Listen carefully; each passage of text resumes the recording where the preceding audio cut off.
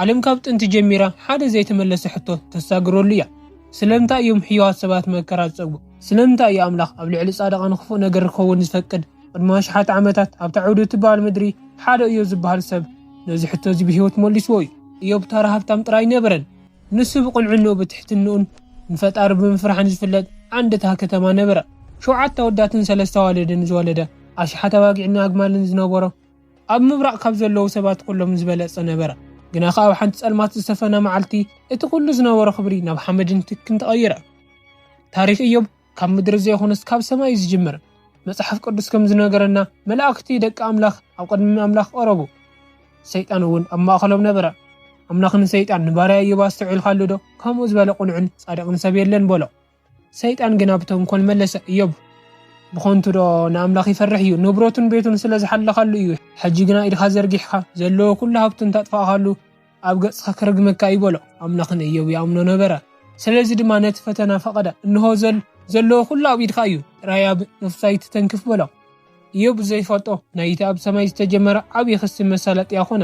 መከራ ከም ማዕበል ተኸታቲሉ መጾ። መወዳእታ ዘይብሎም ምልኡኻት እናጎዩ መጹ። ኣባጊዕኻ ብሓዊ ተቓጺለን፣ ኣግማልኻ ተዘሪፈን፣ ኣገልገልትኻ ተቐቲሎም እናበሉ ኣበሰርዎ። እቲ ዝኸበደ ዜና ግና መወዳእታ መጸ። ደቅኻ ኣብ ቤት ዓብዪ ሓዎም እናበልዑ ከለዉ ብርቱዕ ንፋስ መጺኡ ነታ ቤት ኣፍረሳ፣ ኩሎም ድማ ሞቱ በልዎ። ኣብ ውሽጢ ሓፂር ሰዓታት ኢዮብ ካብ ዝለዓለ ናብ ዝተሓተ ወረደ። ኩሉ ሰብ ኣምላኽ ረጊምዎ ክብል ተጸበየ። ኢዮብ ግና እንታይ ገበረ? ክዳኑ ቀደደ፣ ርእሱ ተላጽየ፣ ግና ኣብ መሬት ተደፊኡ ሰገደ። ጥራየ ካብ ክርስነይ ወጻእኹ፣ ጥራየ ድማ ናብኡ ክምለስ እየ። እግዚአብሔር ሃበ፣ እግዚአብሔር ድማ ወሰደ፣ ስም እግዚአብሔርን ዘለዓለም ይባረኽ በለ። ፈተንኡ በዚ ጥራይ ተወደን። ሰይጣን ዳግማይ መጺኡ ካብ ከርከሩ ክሳብ አንጉዕ ብክፉእ ቁስሊ ወቕዖ። ኢዮብ ኣብ መንጎ ሓመድ ተቐሚጡ ብገረብ ሸሓጥ ይሓክኽ ነበረ።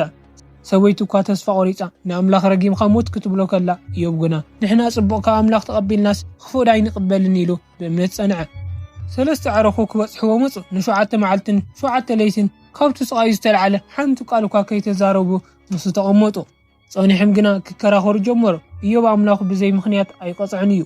ሓጢኣት ጌርካ ክትኸውን ኣለካ ተነስህ በልዎ። ኢዮብ ግና ንጹህ ምዃኑ ይፈልጥ ነበረ። ምስ ዓረኹ ጥራይ ዘይኮነስ ምስ ኣምላኽ እውን ክከራኸር ጀመረ። ስለምንታይ ኣበይኻ ዘለኻ ኢሉ ናብ ሰማይ ኣወየ። ኢዮብ ክሳብ ዝደክም ተዛረበ። ድሕሪኡ ግና ጸጥታ ሰፈነ። ሃንደበት ድማ ኣምላኽ ኣብ ውሽጢ ህቡብላ ንፋስ ኮይኑ ተዛረቦ። ኣምላኽ ንኢዮብ ስለምንታይ መከራ መጺእካ ኢሉ ምኽንያት ኣይሃቦን። ኣብ ክንድኡ ብግርማ ዝመልኦ ሕቶታት ኣዝነበሉ። ድምፂ ኣምላኽ ብግርማን ብዕምቆትን ምድሪ ክስርድ ከለኹ ኣበይ ነበርካ? ንባሕሪ ብመዓጾ ዝዓጸወ መን እዩ? ንከዋኽብቲ ብስማቶም ጽውዕዎም ዶ? ንጥበብ ኣብ ልቢ ዝሰረታ መን እዩ? ንስኻ ዶ ካብቲ ፈጣሪ ንላዕሊ ትፈልጥ ኢኻ ኢሉ መለሰሉ። ኢዮብ ኣብ ቅድሚቲ ዓብዪ ጥበብ ኣምላኽ ተንከባለለ። ስቓዩ ካብ ዓቕሙ ንላዕሊ ምንባሩ ተረድአ። ኣነ ፍርቂ መዓልቲ ዝጠፍእ ትኪ እየ ኢሉ ኣመነ። ብእዝነይ ሰሚዕካ ነይረ፣ ሕጂ ግና ዓይነይ ሪኣትካ እያ በለ። ንኣምላኽ ኣብቲ ስቓዩ ረኸቦ። ኣምላኽ ነቶም ንኢዮብ ዝኸሰሱ ዕሩኽ ገሰጾም፣ ንኢዮብ ድማ ናብ ዝነበሮ ክብሪ መለሶ። መጽሓፍ ቅዱስ ከም ዝነገረና ኣምላኽ ካብቲ ቀደም ዝነበሮ ዕጽፊ ዝኸውን ሃብቲ ሃቦ። 11 ደቂ ድማ ወለደ። ኢዮብ ድማ ን4 ወለዶ ርእዩ ብሰላም ዓረፈ። ታሪክ ኢዮብ ዝምህረና ዓብዪ ሓቂ ኣሎ። እምነት ማለት ኩሉ ነገር ጽቡቕ ከይድ ከሎ ጥራይ ምምስጋን ዘይኮነስ ኩሉ ክምንጠር ከሎ እውን ኣብቲ ኩሉ ዝፈልጥ ኣምላኽ ምውካል ማለት እዩ። መከራና ትርጉም ዝረክብ ብሕቶታት ዘይኮነስ ብህላዊ ኣምላኽ እዩ።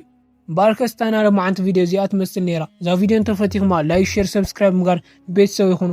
ኣብ ቀጻሊ ብኻልእ ታሪክ እስካብ ንራኸብ ሰላም ኣምላኽ ምስ ኩላትና ይኹን። ኣሜን።